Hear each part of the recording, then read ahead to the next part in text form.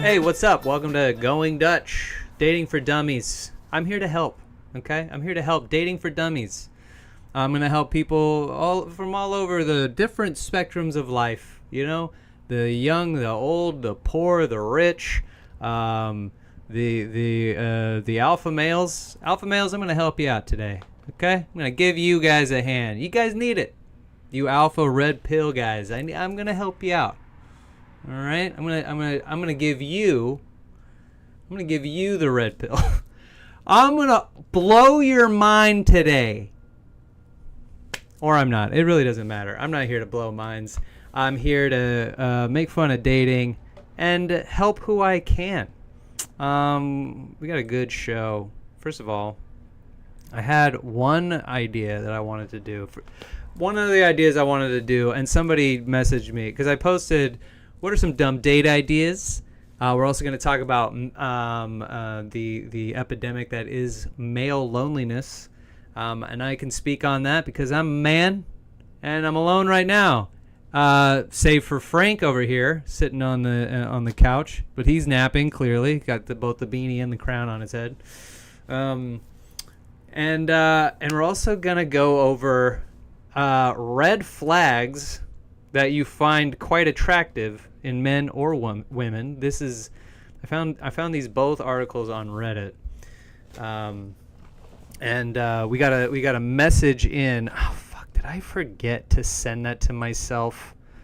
Hey, producer Joe, can you send me on Instagram the what you call it? The letter we got in today. Can you send me the letter we got in about male loneliness, which is what sparked this entire thing? Because once we get to that segment, I want to be able to read it, and I can't. I had it on my phone, but I used my phone to film this show, and so I gotta. First of all, I gotta up my game technology-wise. Secondly, I need the letter, otherwise we can't do it. I mean, we could touch on it, but all right. Let's get to this first thing. This is a real Dating for Dummies article I found. Not article. This post that this dude made on Reddit. And the heading goes, "Could you date someone who you felt was quite a bit dumber than you?" I love it already. There's no way to post this without sounding like an arrogant asshole, but it's an earnest question. I'm earnestly asking. You find them physically sexy, affectionate, supportive, and you have a couple of shared interests, but you just don't find them interesting or insightful. Okay, but you share a couple of interests. So you're contradicting yourself right out of the gate. All right. And their sense of humor just isn't as nuanced as yours, and they don't often get your references. I don't want to jump the gun here, because I only read the heading and then was like, well, this is what we're going to talk about today. But they don't get your references. That means you're an old man, all right? Don't sit there and reference old things and then be mad at them because they've never seen it, heard it, watched it. They don't know who Ruth Bader Ginsburg is or how to pronounce the name, all right? Because you're dating somebody 20 years younger than you. I don't want to hear it. Again, I'm jumping the gun. I don't know. Don't get your references not as nuanced. That is also so pompous to think that your sense of humor has layers. Does it? You fucking dipshit. Would that be a deal breaker? Do you need to be intellectually satisfied by a partner? Yeah, to a certain degree. But all right, he has some examples here. Because again, I don't want to come out the gate too hard. I gotta know what he's fucking talking about. Okay, say for instance you see a cute dog walk past. You might want to fire off a fun fact about the breed or some funny experience you had with it while she wants to gush over how cute it is and keep it at that. Why can't you do both? First of all, fucking guy who knows so much about dog breeds, keep it to yourself. All right, nobody wants to hear your fucking hoity-toity fun facts about, oh, you know what's interesting about corgis? What, they have short legs and big fat bodies? Shut the fuck up. I don't want to hear your fucking dog fun facts. Oh, you want to hear a very interesting, funny story I had with a boxer? I actually boxed one. Oh, you don't get it? Oh, I'm a little too nuanced for you. You fucking loser. All right. Again, I'm jumping the gun. That's what girls do. They gush over cute dogs. I don't know dog breeds. And if I was walking with you and we were just friends, and then you were like, oh, God, you know what's interesting about Dobermans? I'd be like, I don't care. I don't care. Okay? And I probably won't find it interesting. Not that many interesting things about dogs. Truly. A dog, when you see a dog, you go, that's a dog. And then when you find out, you're just, like, my dog is a pit bull chihuahua. It's got Doberman markings. So I thought when we got her, she was gonna grow into a big Doberman dog, and I was gonna have another big dog finally. In my adult years, I was gonna have a big dog. Turns out she wasn't getting any bigger. She got to right around here, about the size of a small coffee table, and that was it. So then I was like, huh, interesting. So we took her to the vet, and then we were like, oh, she's a pit bull chihuahua. And we're like, oh, okay. Which was the male and which was the female? Because I think that's important. Because if the male was the pit bull, then that female chihuahua died. Which also doesn't make any sense. Ew, huh? What? So the dad had to have been the chihuahua. Either way, there was no consent in the making of my dog. And that's not that fun of a fact, you know? Especially when people go, oh, is she a Doberman? What is she? And then I go, oh, she's a pit bull chihuahua. They go, really? And then I go, yeah. And then I go, huh, okay. And that's fucking it. There's no more. I don't have more. And nobody asks me any follow-up questions. So your first example is fucking, excuse the pun, dog shit. Okay. Oh, you sent it to the Discord. Okay, good. All right. You're watching a movie together. This is his next example. You're watching a movie together, and afterwards you want to chat about the themes and maybe how it compares to the director's past work, but they have no real interest in that and would rather just talk about their favorite scenes. Okay.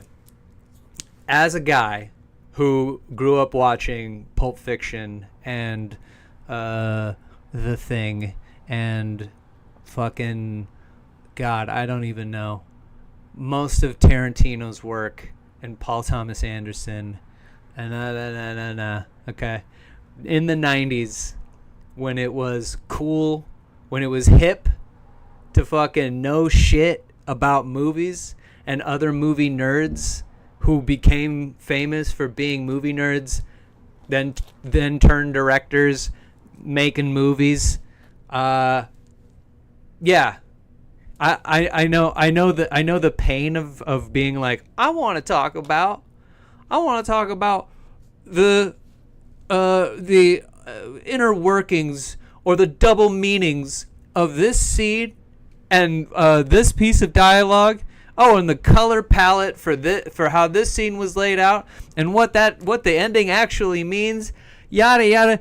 That is pompous, and you're a fucking douchebag. Okay, you're a douche. Just accept it, because I'm gonna tell you right now. I accepted it at one point. I was a big douchebag. You know how I figured it out? My sister called me, and we were chatting as we do, and then she told me, you know what movie I just watched? End of Watch. And before she could tell me whether she liked it or not, I went on a goddamn 15-minute tirade about why that movie sucks, which I stick to. I think End of Watch is garbage. But I went on a whole thing. I hijacked the conversation and was like, anyone who likes this is fucking stupid. Okay, what'd you think of it? And she was like, I don't want to tell you. And I was like, you liked it? You liked it? Ew. Ew, what do you mean? Because the fucking the POV shots and the found footage, it's like it wasn't consistent and yada yada. Shut the fuck up, Kane. Hey, Kane, shut the fuck up. No one cares. You've ruined your sister's day. You ruined your sister's day. Don't be like that. Don't be like that. And so she wants to talk about her favorite scenes.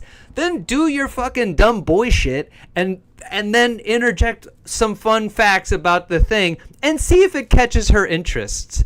But it probably won't. Because your two examples so far are very guy-gal. They're so middle-of-the-road guy-gal interactions. Girls want to gush over a dog, and you happen to know the inner workings of Labrador retrievers and the type of personalities they have. Bully for you.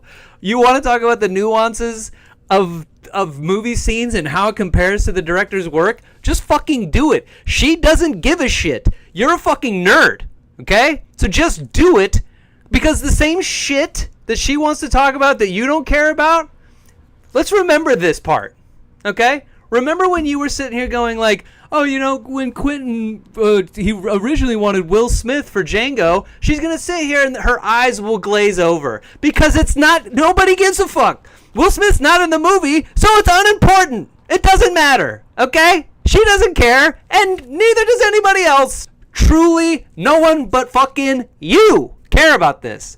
Same. So when she starts talking about whatever it is that she's into girl-wise, you better perk the fuck up and listen. All right? Because you're going to look like a dumb fucking loser idiot for not knowing the shit that she's into.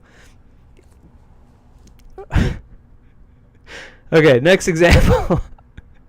You're talking about your childhood and you try to bring up a conversation about mental health and philosophy. This guy's just a douchebag.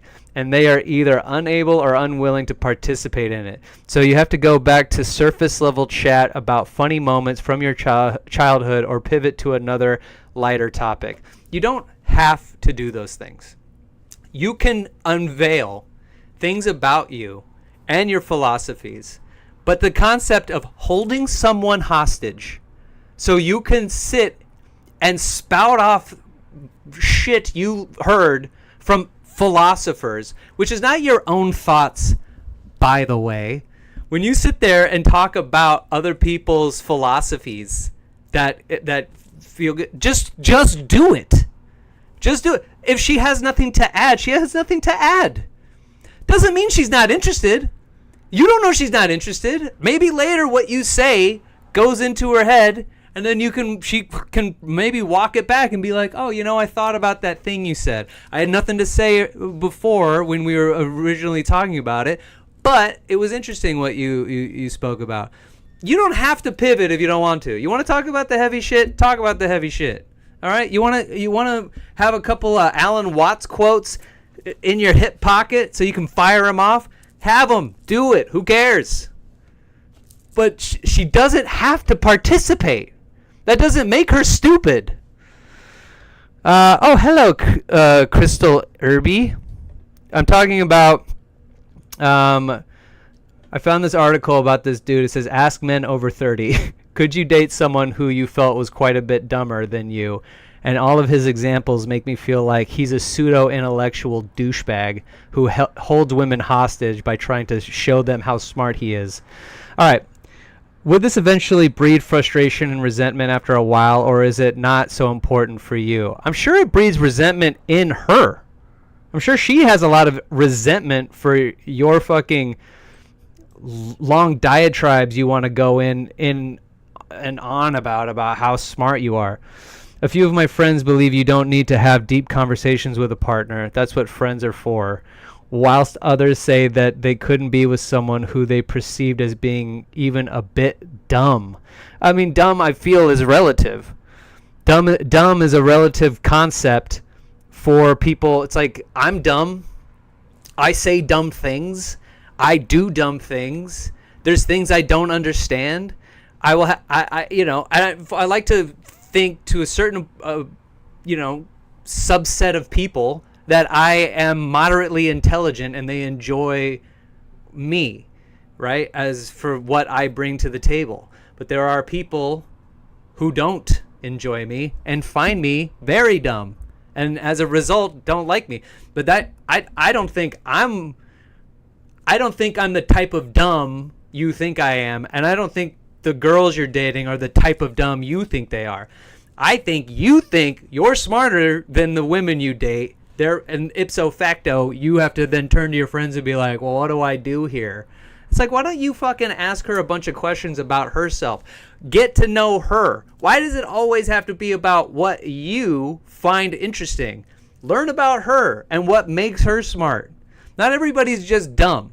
You engage with the person and find out what's intelligent about them. Don't fucking pepper people with things you think are smart topics to talk about. That is so annoying. That is just you being a dumb fucking guy. Okay? And you're annoying. You annoy people, essentially. It's like, you guys want to talk about the Strait of Hormuz? No, I don't. Okay? I didn't know that existed until we went to a war with Iran. I don't trust anyone that doesn't consider themselves a dummy. Absolutely. Okay.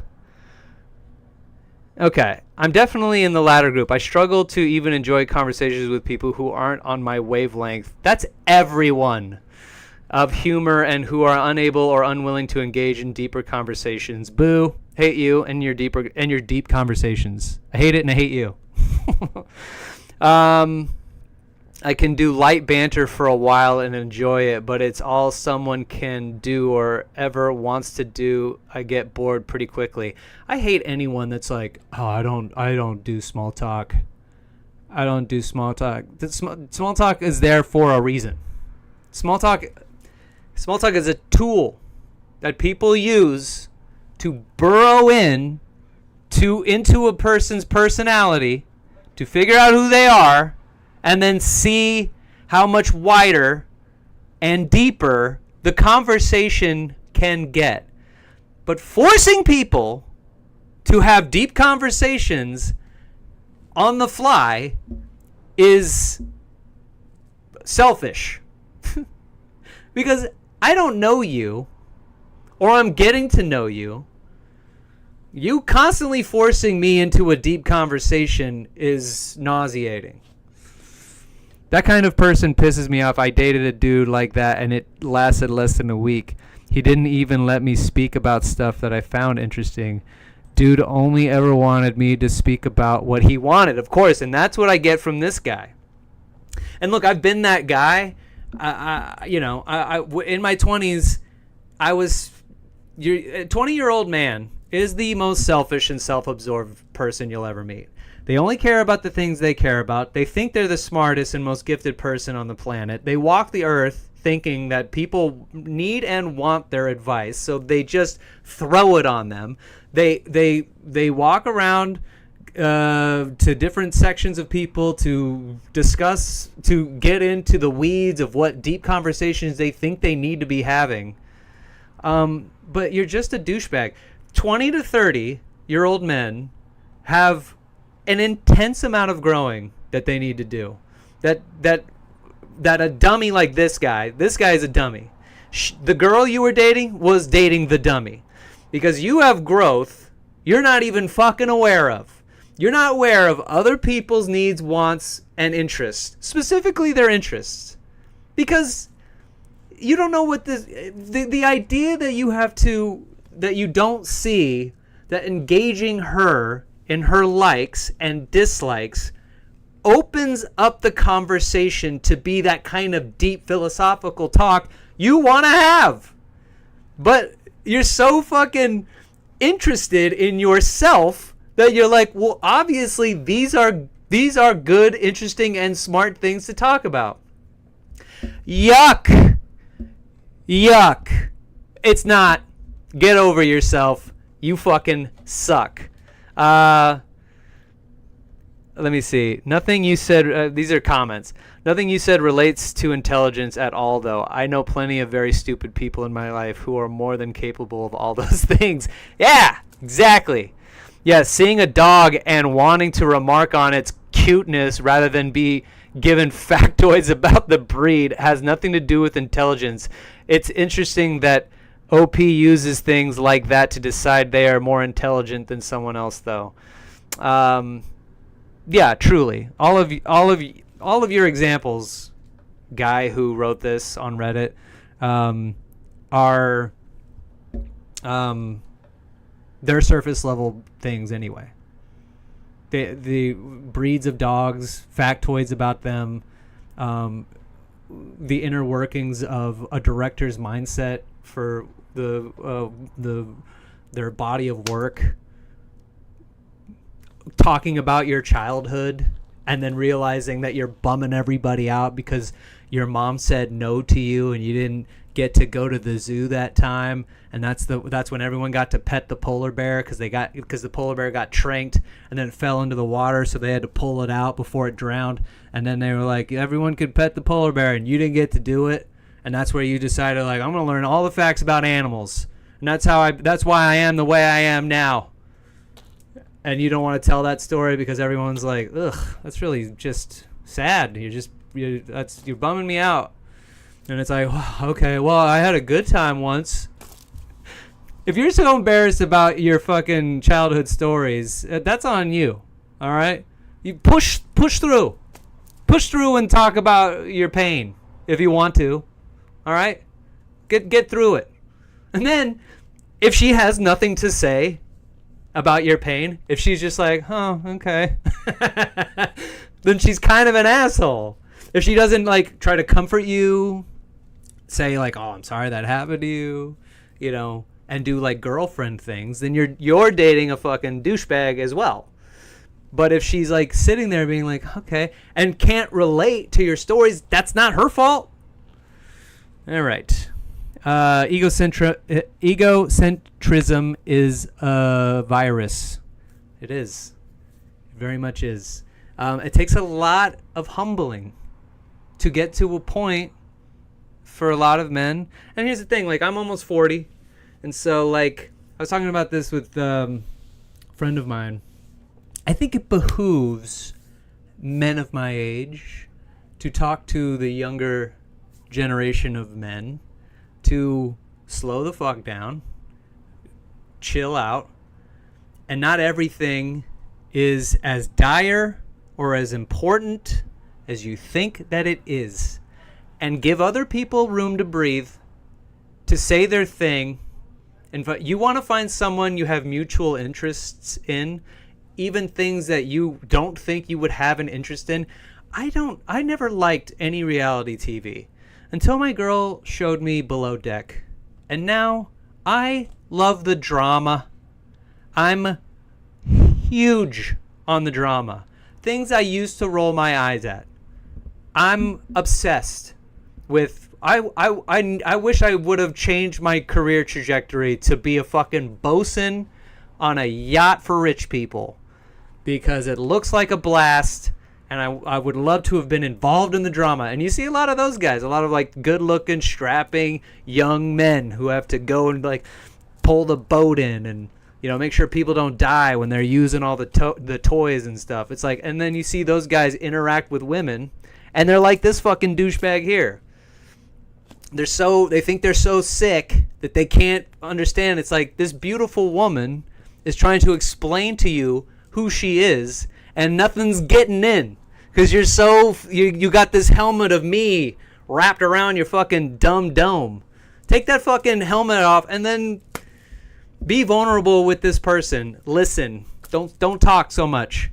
I know it's antithetical because I'm a white man speaking into a microphone and nobody else can, you know, interrupt me right now.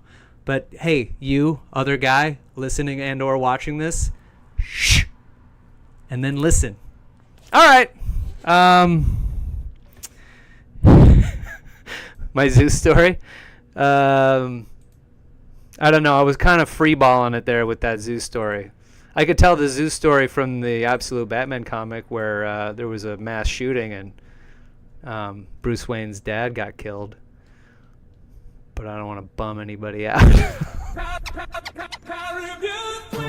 Okay, let's get to the male loneliness. I'm glad you're here, Crystal. I'm so glad. First of all, thank you so much for joining the chat and watching the stream.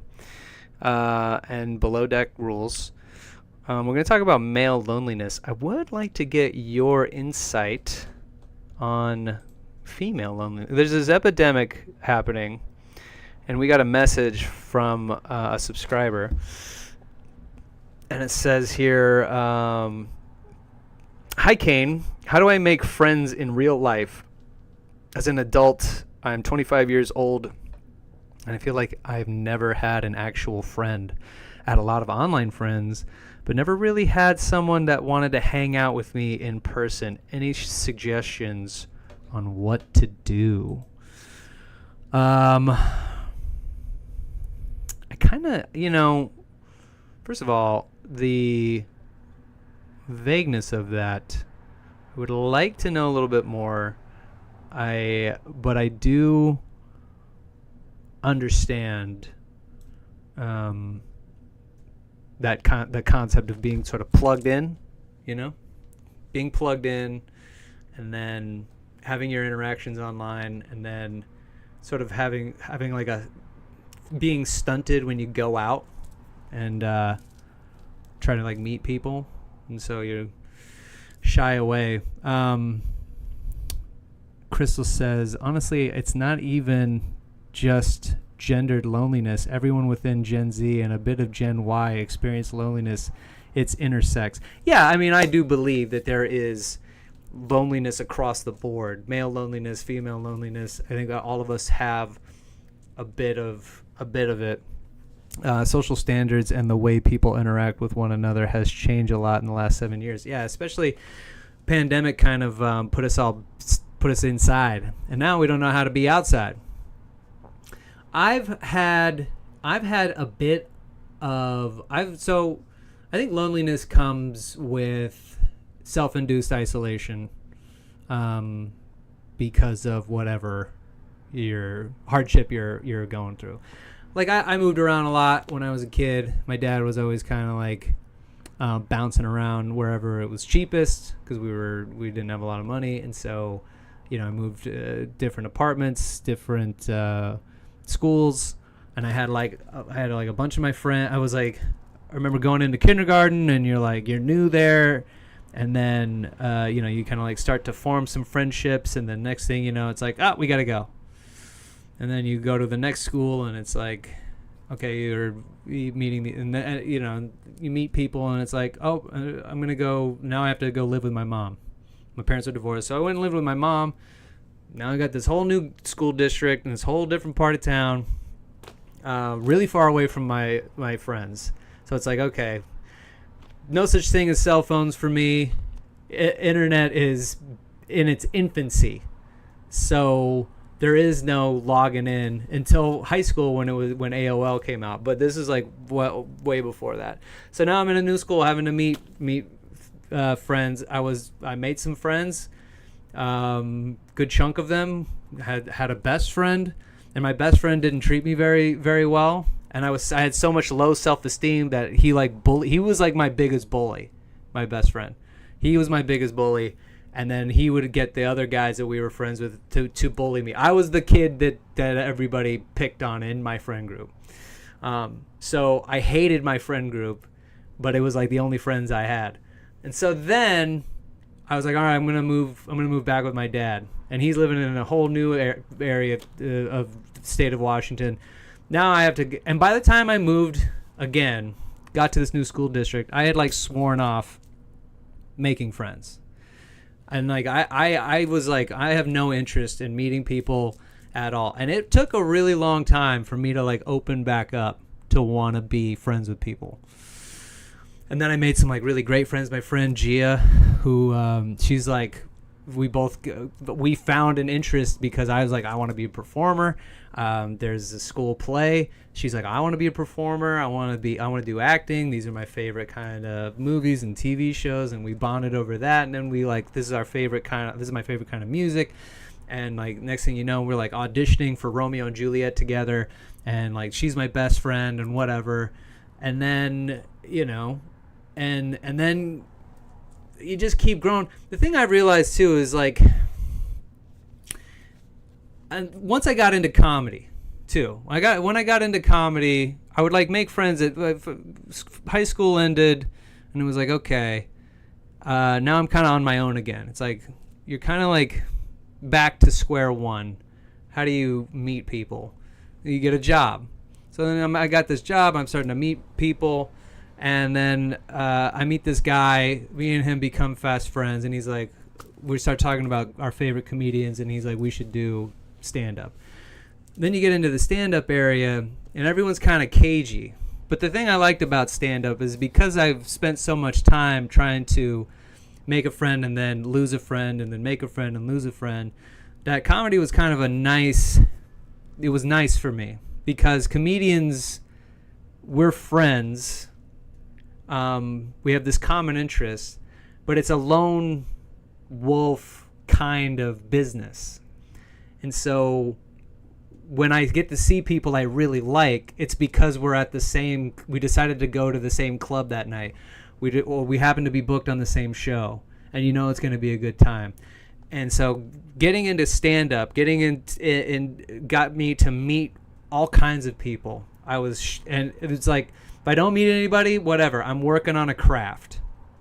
And I'm not necessarily saying get into stand-up, but I'm saying there is things out there you can do that will get you into positions to meet people you find similar interests in, and having something you're working on that you have interest in is something that helped me kind of grow and understand, like, I don't want to be friends with everybody, and you shouldn't. Having like a big group. It's so funny. The older you get, it's like you have this big group, and then slowly it's whittled down, and it's maybe 2 guys. And I meet new people all the time just through getting into this type of business. So I know that there's like, if you're plugged in and you have interests. I'm in a video game thing that I'm doing right now that I wasn't planning on doing. I had like no interest in ever streaming, and then I met the producer that I do this show with, and he opened my eyes, and he's like, we all of a sudden it's like, oh, me and this guy have similar senses of humor and ideas, and it's like, and what I'm realizing too is the way to combat loneliness, I feel personally, to take a risk.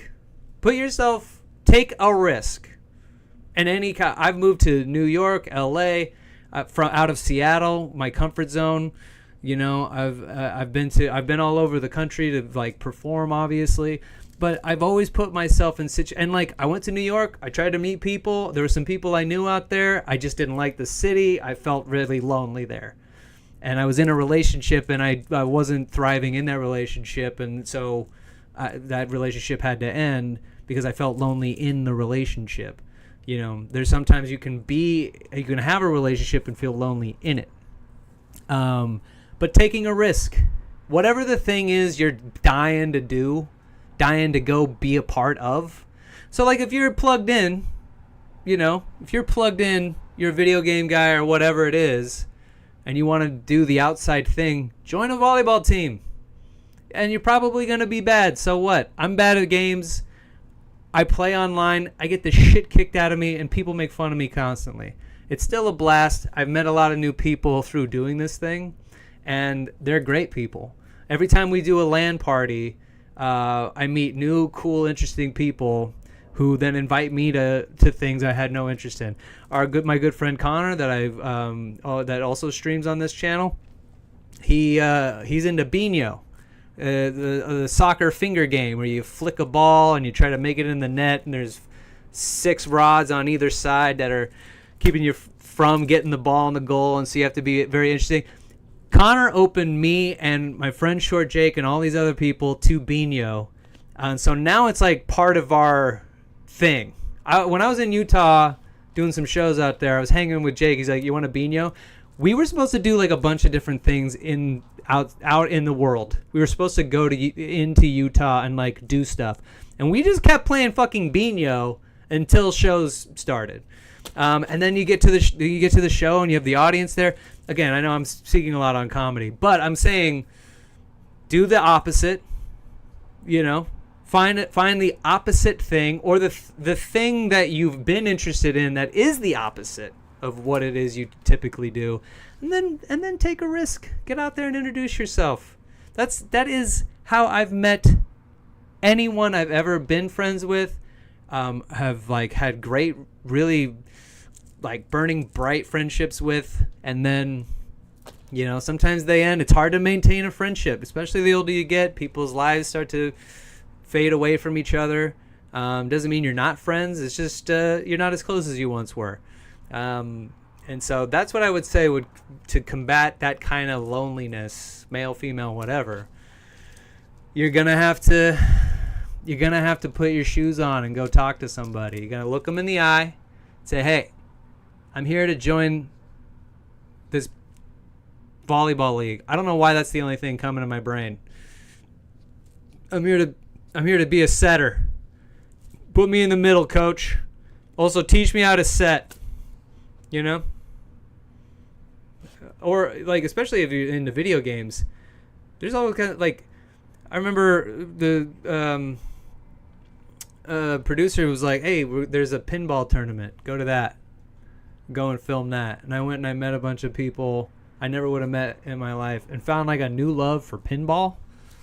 Like, I'm watching them smoke pinball and, like, I'm like, holy shit, is pinball cool? I thought pinball was fucking dorks. Now I'm into pinball. And it was great. So that... I do want to play volleyball. I love volleyball. Yes. And pinball is the coolest thing in the world. Okay. Switching over, segment 3. What is a red flag that you find quite attractive in men or women?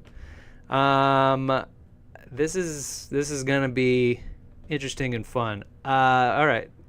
This person says, a tendency to break rules or bend the system. I like it when someone is a bit rebellious, LOL. It is dangerously attractive and makes me feel less boring. Yeah, I agree.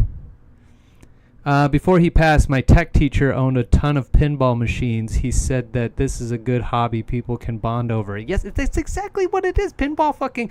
There's a Deadpool one and a 24 one. The show 24, which I used to watch as a kid. That one is at Aero Club in San Diego, and it's a barcade. And I love to play the 24 one. Brings me back. He owned one themed after the band Rush. Oh, that's a great one. A Rush? Modern day warriors, mean stripe. Ping, ping, ping, ping, ping. Today's Tom Sawyer, mean rhyme. Bam, bam, bam, bam.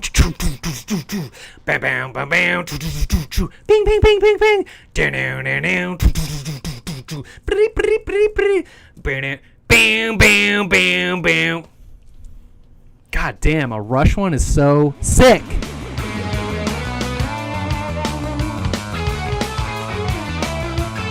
This game is called Red Flag. Turn this red flag into a green flag. The tendency to break rules or bend the system. I like it when someone is a bit rebellious. I'm going to say that one totally, if it's like fun, playful type of like, oh, we're not supposed to do this, but let's do it anyway. Steal this pint glass. Join this volleyball league even though you didn't sign up.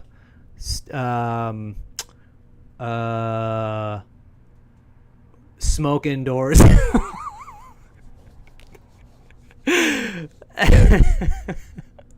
right, let's see this one. Stoic, nonchalant brooding. That whole I have a soft spot for her and only her thing. Ugh, I hate how much I like that. Makes me feel so cliche and stupid, but I love grumps. Oh, then honey, you would love Absolute Batman, baby.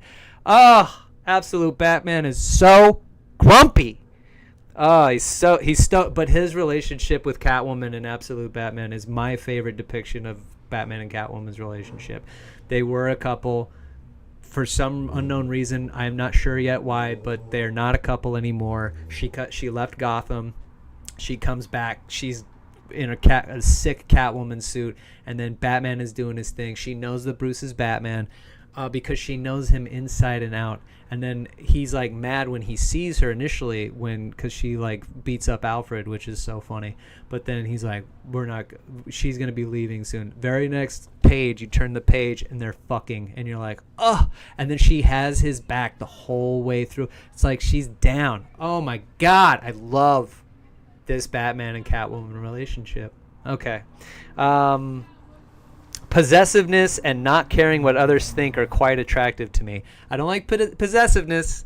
I don't like when people are possessive, unless it's some sort of like kinky thing you're doing in the bedroom where it's like, I'm yours and only yours, you know, and it's like in the throes of passion. Like, that stuff is great. But like, people, you know, you you come home from work and you're like, the guy's like, where were you? I've been texting you. Your phone's dead? You know, that kind of possessiveness. That's not hot. That's a red flag. I will join a volleyball league. I'm going to get to it. Okay. Hint of a healthy jealousy is a turn on for me. Not controlling or insecure though.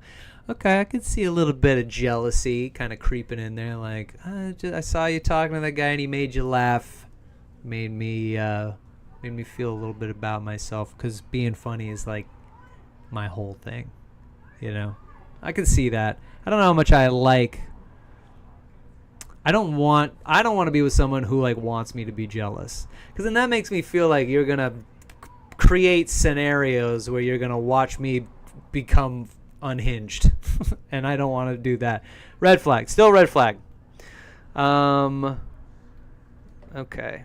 Oh, this one is a fucking. This is an essay. Let's see how long we can get through this. Possessiveness. Okay, we're back to possessiveness. Why can't I read?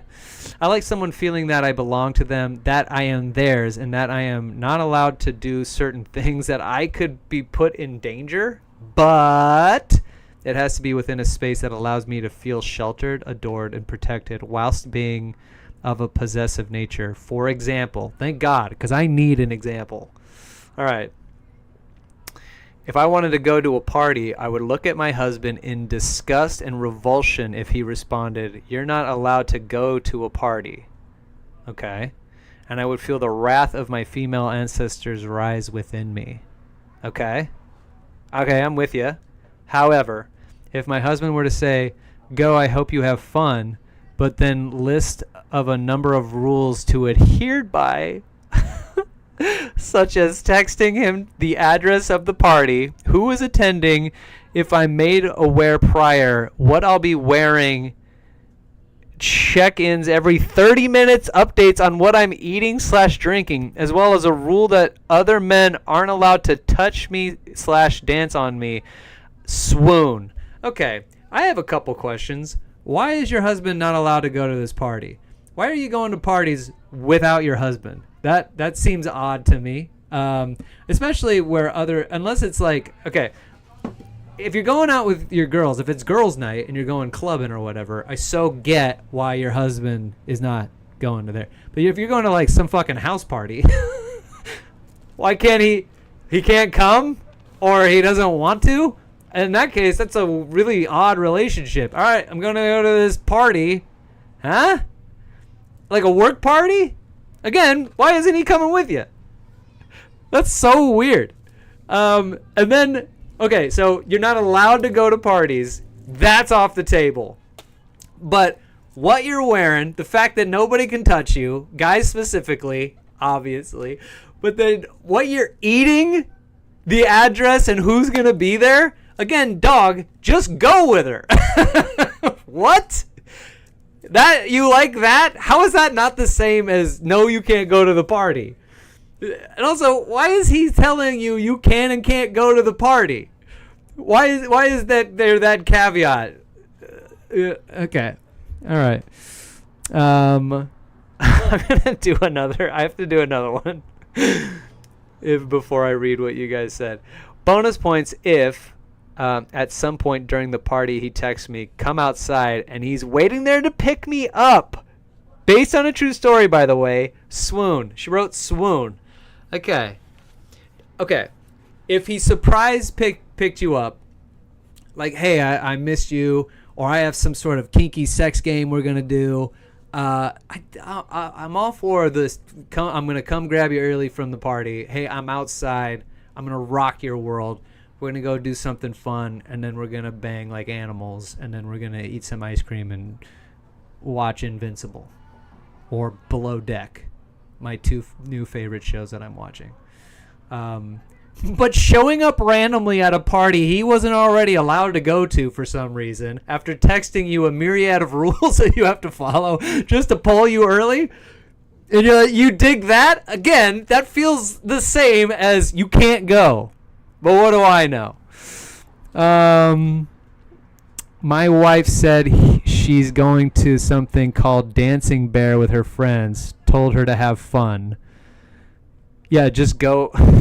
Yeah, just go with her to the fucking party. Dancing Bear? What the fuck is Dancing Bear? Okay, she's got more. I'm so glad we read this one, because this girl's stuff is great. So while I like control, I like possessiveness. It has to be under a guise of you're mine and I protect what's mine. It has to feel safe. If I can't just... it can't just be an empty, egotistical, and rather illogical way of controlling me. I've had a man try to tell me, you're never allowed to wear mini skirts ever. Like, please move. Yeah. I don't subscribe to telling your girl what she can't wear, or even what she can wear. I do subscribe to, hey, can I see and make some suggestions? You know? I love, especially if my girl's going to go out on a girl's night and she comes out with, okay, here are my two options. I usually pick the one that shows the most skin, whether I'm going with her or not.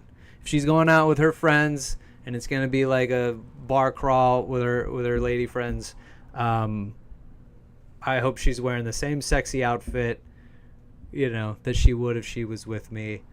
Truly doesn't matter to me. I do like that, but being like, you can't wear that, or that's not within the parameters of what you're allowed to wear, is bad. That's controlling. That's a red flag. Plus, a turnoff is when a man treats me like I'm only important for making him look good. Feels really shallow and gross to be made to just feel like eye candy. That gets him a few sly glances from the other men, some elbow jabs, and I see you, bro, while I'm standing right next to him. I understand the sentiment, but it's not flattering for me to be told that my husband is punching up, because that simply means by default I'm punching down. Yeah, I got a lot of that bullshit with almost every woman I've ever dated. Almost every woman I've ever dated. Anytime I'm around my buddies or homies or whoever, people who just like see us together, they're always like, huh? How did fucking this guy get that? Huh?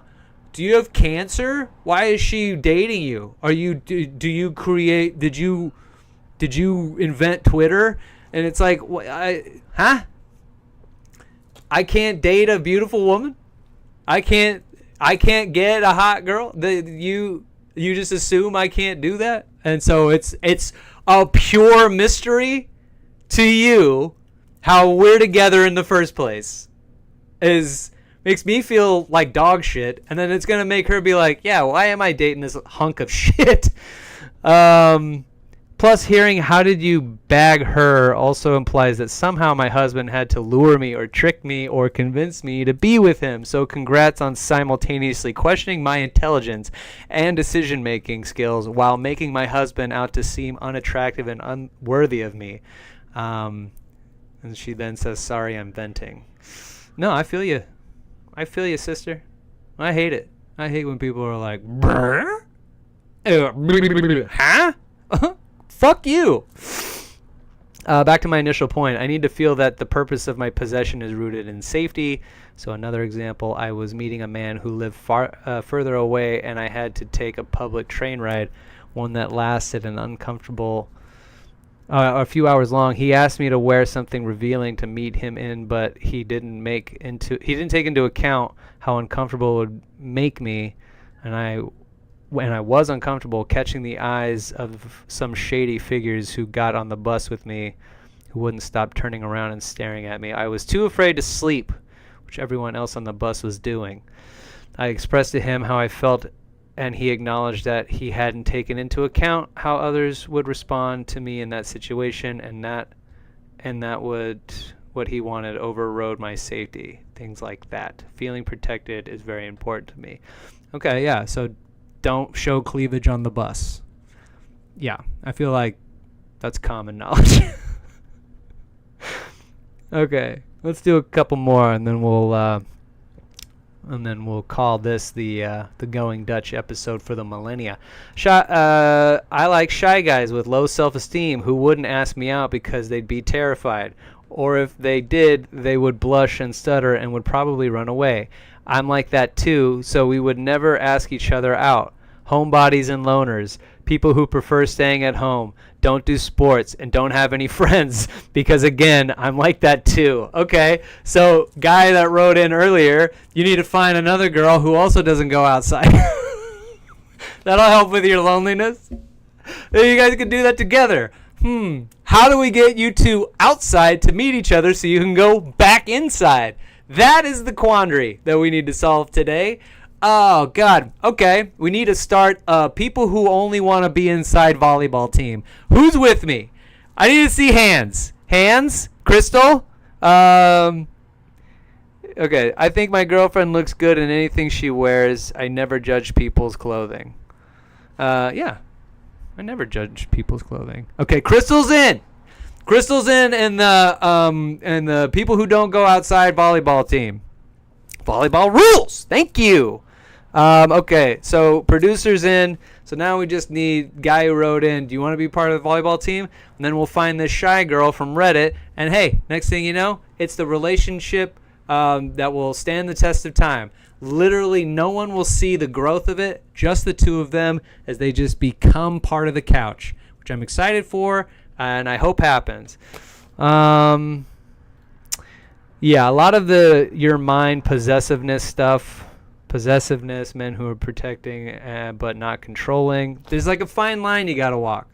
Where it's like, you're mine. But also you can vote if you want. Men who are in a band.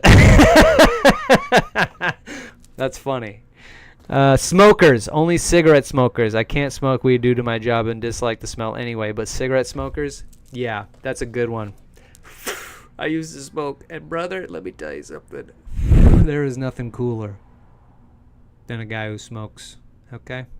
There's nothing cooler than that. I'll tell you that right now. It's sexy, you know?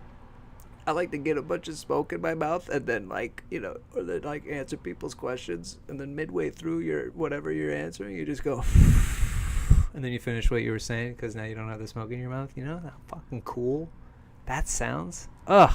Smokers. Emotionally unavailable artists. Oh, God. Then I guess you could talk to the first guy from segment 1. Extremely emotional men who clearly just want to be loved, didn't get loved properly as children. In my warped brain, my love will resolve all their other issues, which usually includes alcoholism, drug use, and an affinity for fighting. Fuck my life. Thankfully, my partner is none of those things, but I still feel a certain sort of way about the chaotic types. Yeah. That's just, you're just attracted to a tornado at that point. And don't date that guy, okay? Stay away from anyone who drinks to a degree where you're like, I'm a little concerned. And every time I bring it up, you scream at me. All right, a couple more. Let's see. Passionate intensity, but not anger or rage. It can be a lot, but it's kind of hot to see people putting their all into something they care deeply about and standing up for what they believe in. Yeah, I agree. People who need a lot of alone time. I also agree.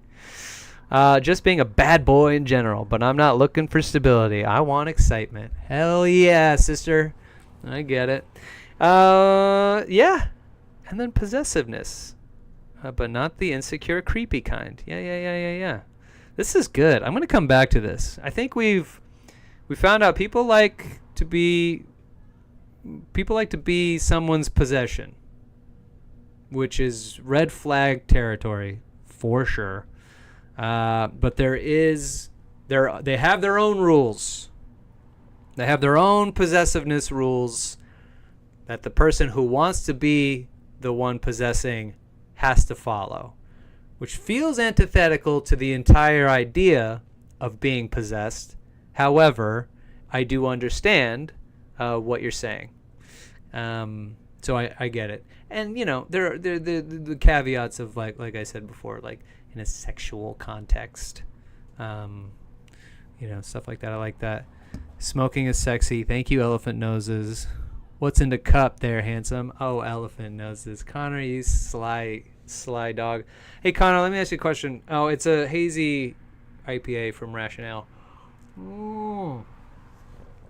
Let me ask you a question before we get out of this. What is a red flag that you would turn into a green flag? What's a red flag that you find attractive that you would say, all right, that's kind of a green flag for me? And what's your brand name for drinking that? I don't know what you mean by the brand name thing. Yeah, what's a red flag?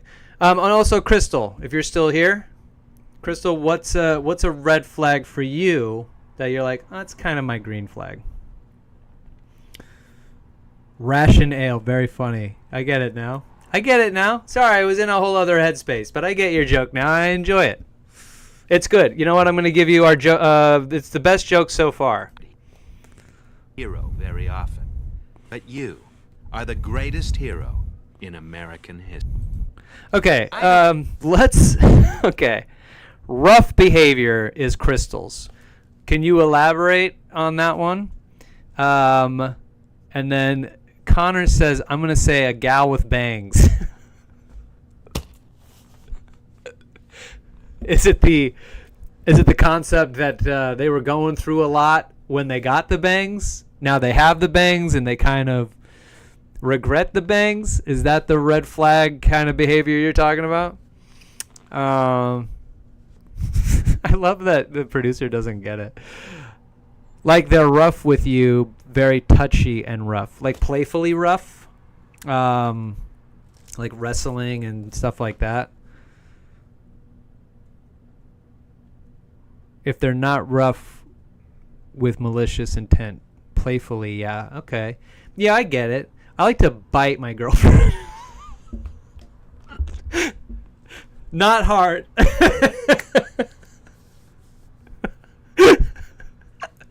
But I like to bite. I'll point at places and I'll go, "Can I bite here?" I'll be like, "Oh, that one looks good right there." I'll like point to her inner thigh and I'll go, "Is this? I think this is a part I need to bite here. Can I bite here?" And she'll go, "Yeah," and then I'll go real slow too. I'll like really intensify it, and I'll like the anticipation of me biting, because I'm biting a very sensitive area, and so like I'm getting closer and closer. And then she's like, hurry up, because the anticipation, she's like wanting me, she's like, so now the whole thing, I'll be like, can I bite here? And she'll be like, if you do it fast, you have to do it fast. And I'm like, okay, I'll do it fast. Then what I do is I zoom in real fast and I get as close to her inner thigh as possible. And then I don't bite it. And then she's like, what the hell? I told you to do it fast. I'm like, I am. And I kind of like draw it out. So that's like my playful thing. I enjoy biting. I'm a biter, I like when my wife beats me to a huge green flag. She's bashing your skull in, and then you have to get bangs. Okay. I'm a lover, not a biter. Oh, my God. You know what? That might be the best joke so far. Hero very often, but you are the greatest hero in American history. All right. That was Going Dutch. Thank you both and all of you. Thank you, all of you, for being a part of this. We're going to transition now. If you're at all interested in more Going Dutch, we got live shows that we'll be doing. I got quite a few shows in San Diego I'm going to be putting on. I'm very excited about it. If you have any thoughts, musings about the topics we've covered, how to combat loneliness, the first guy and how he spoke about how he was dating a dumb person, let us know your thoughts. If you have any questions, dating or whatever relationship kind of advice stuff you want to bring to the table, or if you have red flags that you want to say that are your green flags, you can send them all to myself. You follow me on Instagram at Kane Holloway. You can send it to No Scope Comedy. And I would love to hear from you guys. I hope a lot of this helped. And I have been out in the sun. I've been out in the sun pretty much all day. What's the best rough stream so far? Or wait, what? Really? What's the best rough stream so far? Or you've been? These are all fragmented segments. I'm trying to end it in a professional way. I'm gonna read that later. Okay. Cut here. Right. Send it all to No Scope Comedy or at Kane Holloway on Instagram. And then we got comedy shows coming up. I'd love for you to be a part of. Oh, also, I made a playlist on my Spotify, a playlist. I have it. Where is it? I put it in my, if you go to Kane Holloway on Instagram, KaneHolloway, and you go to my link tree, you click the link tree, not only will you see all the different links to shows and the No Scope Comedy and my YouTube channel, but also I made a playlist of songs to cure loneliness. And it's got upbeat songs, and then it also has rage-filled songs, and it's got all kinds of stuff. It's got songs from the 80s. They're uplifting. I also think a good get over loneliness is to like scream about the things you're feeling sad about in the first place. So I put a lot of like those Coheed and Cambria, Hawthorne Heights, some Eminem stuff. Thank you. Yeah, it's in the Spotify.com/Kano's Love Making Music. That's not it. That is not it. Don't listen to him. So if you're at all interested in that playlist, follow me at Kane Holloway and then check it out. I put some effort into it. It's about an hour or so's worth of songs. With that said, that's the show, and we're gonna be back playing a little Dead Space. Now we share